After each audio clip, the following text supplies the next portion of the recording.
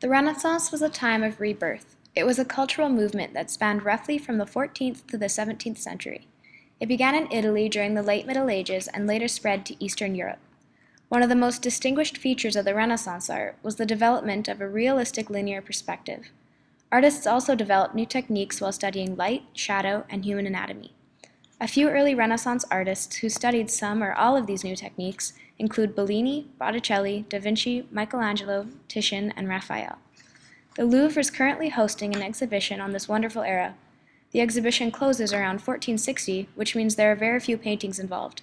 Paintings found before this date are scarce, and therefore sculpture is their primary focus. Fortunately, we had the opportunity to work with a classic sculptural theme this semester.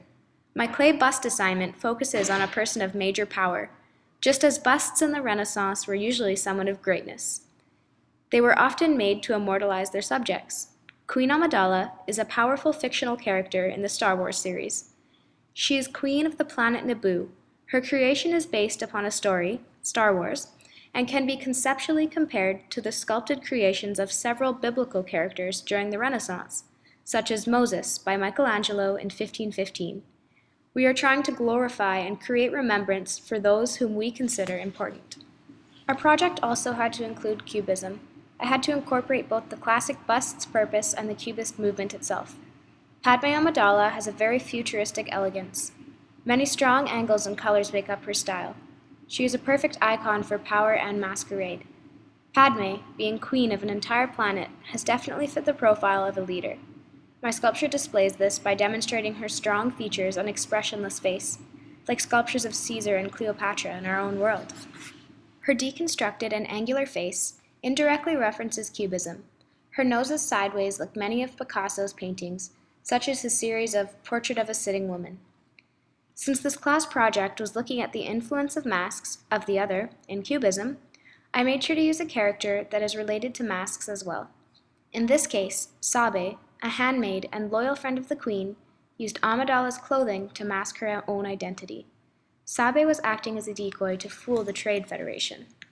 It is well known that Picasso saw masks in France at an African art exhibit and felt revelation. He almost immediately started creating Cubist and Cubist-like art. Though not in the same era, Picasso's Cubist ideas most likely wouldn't have happened without a solid educational foundation. Many of the techniques he had already known were founded during the Renaissance. They were passed down to him and many others. Some are still being taught today. The Renaissance brought on many new styles and sciences for creating art. Artists had received the status of artists, but before the 15th century, painters and sculptors were regarded as nothing more than artisans and craftsmen.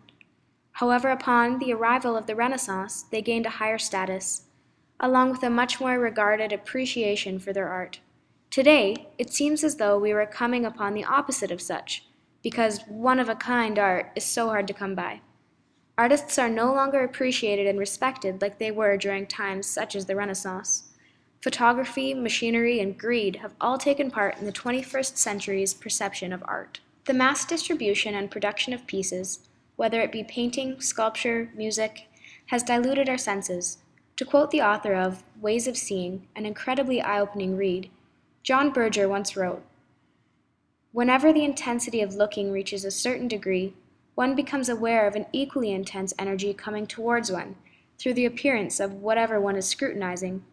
This feeling of intense attraction and energy is seemingly hard to come by in our generation.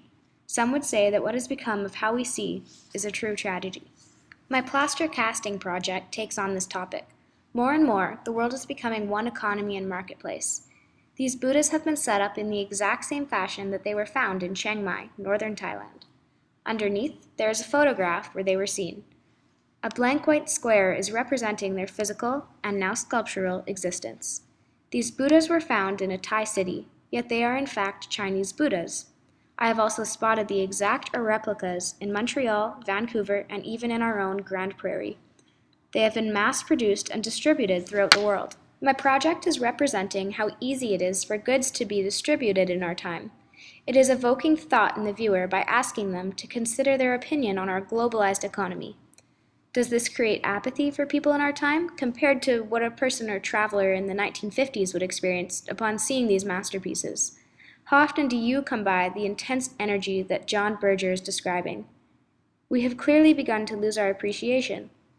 What was once a beautiful little masterpiece has now become so many replicas that our minds no longer process the artistic value behind the piece. Mass production is diluting our senses. It is causing artists to once again become underappreciated. There are, however, many positives about the art world in our time. Anything goes. The Renaissance was all about perfection. It wasn't until the church lost its power when artists began to have their very own unique voices.